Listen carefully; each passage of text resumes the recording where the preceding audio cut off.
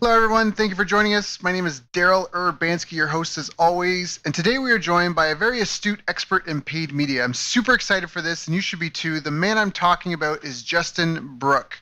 Justin is an author, blogger, and speaker. He's an online advertising expert and has been ever since he turned $60 into six figures with Google AdWords back in 2007.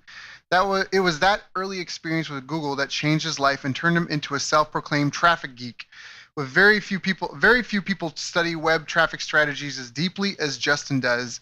Today, his company, I'm Scalable, has generated billions of ad impressions and sold millions of dollars worth of products for their clients.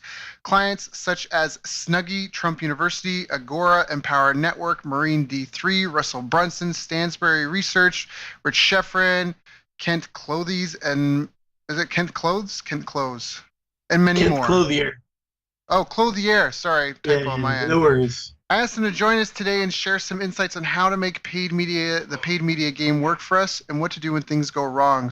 Literally within an hour, I can teach anybody how to create a Facebook ad or a Google ad or a native ad or a Twitter ad or whatever ad. It's very easy to learn how to create an ad. Anybody can do it, and anybody with a PayPal account or a credit card can pay for traffic. But what makes the traffic work is being able to detach your emotions from the money that you put into there, because you just like in poker, when you push that money into the pot, you got to be able to stay emotionless about it. And so what everybody does wrong is everybody just like starts up a campaign, they push a bunch of keywords or a bunch of interests, they have one landing page, one ad, a bunch of targets, and they don't learn anything.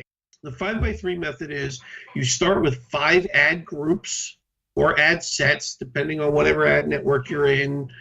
And then those 5 ad groups, ad sets, that's targeting 5 different segments of the market. So if I'm creating an ad on Facebook, I'm not just going to try and target everybody in one ad set. I have an ad set about the books they read, another ad set, the software that they use, another ad set, the the market influencers. And so I create, these different like segments of the market. And then in each of those segments, I create 3 different ads. That's not 15 ads. It's not 3 times 5.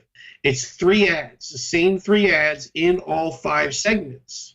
And so and then I want to use 2 different landing pages, at least 2.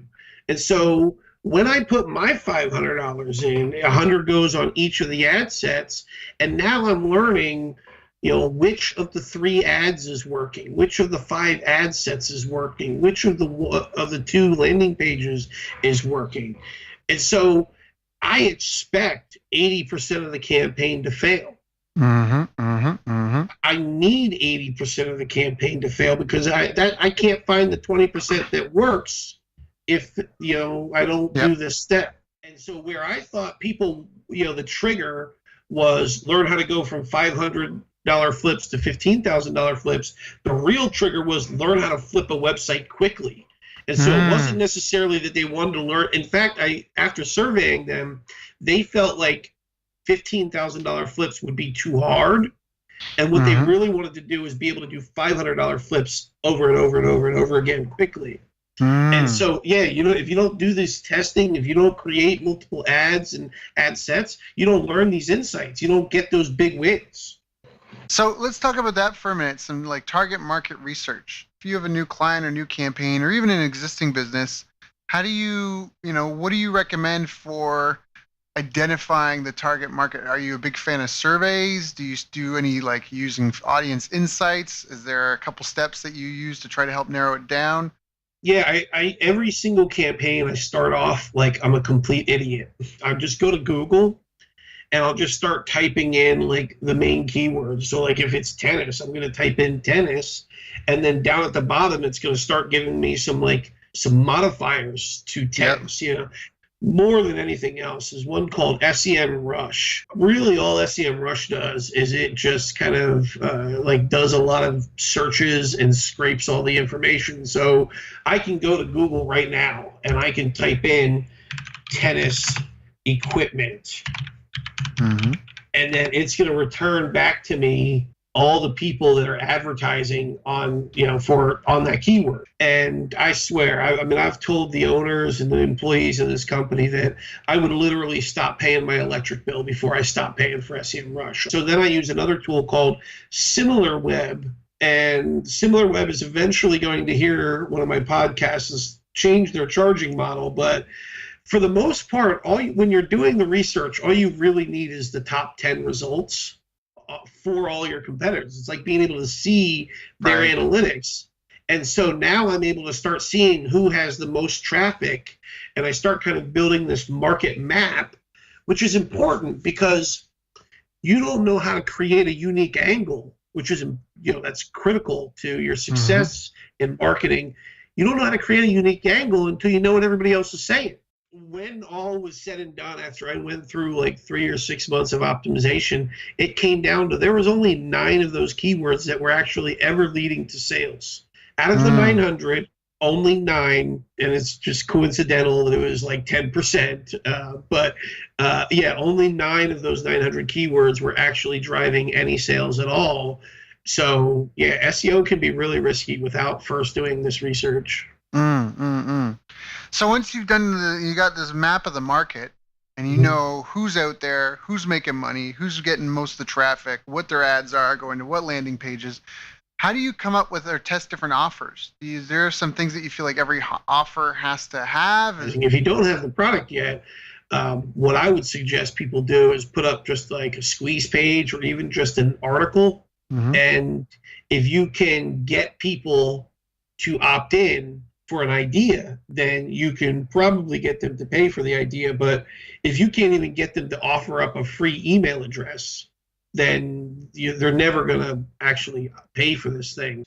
And then I would put that up on a squeeze page and see if I could get people to opt in. And then if I can get people to opt in, then I'm going to write a sales page for it. I'm not going to create the whole thing first. I'm going to write a sales page for it. Then I'm going to advertise that sales page. If I get any sales, then I'm going to go ahead and quickly create the product. So now, do you have any tips for how to build a sales page off the research or anything? Yeah, so I've got kind of my own way.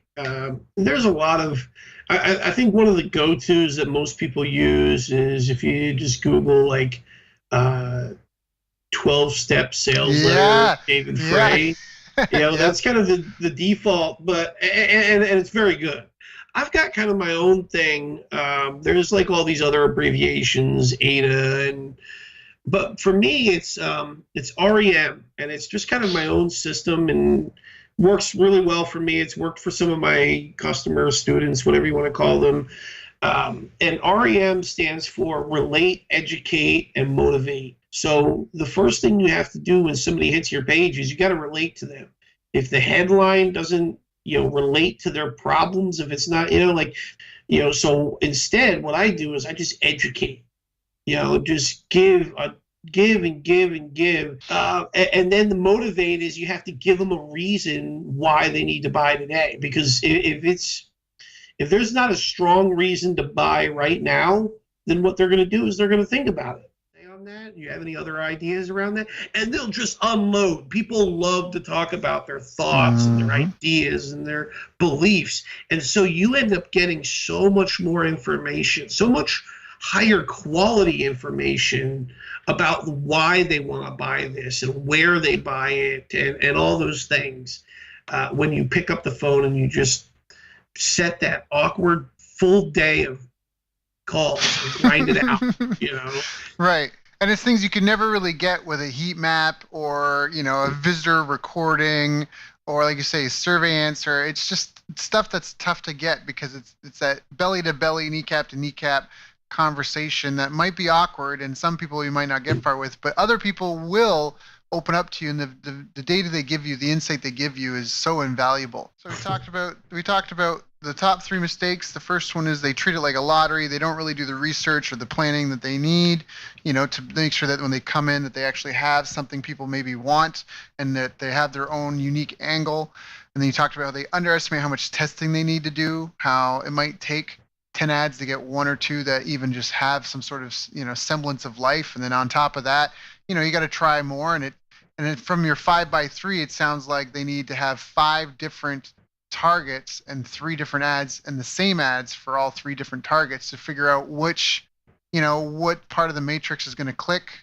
So that's like a targeting, and that's almost like a niching solution. So the first one is just finding a position in the market. The second one's kind of, niching. It's still positioning, but it's just what niche of that positioned market are you after?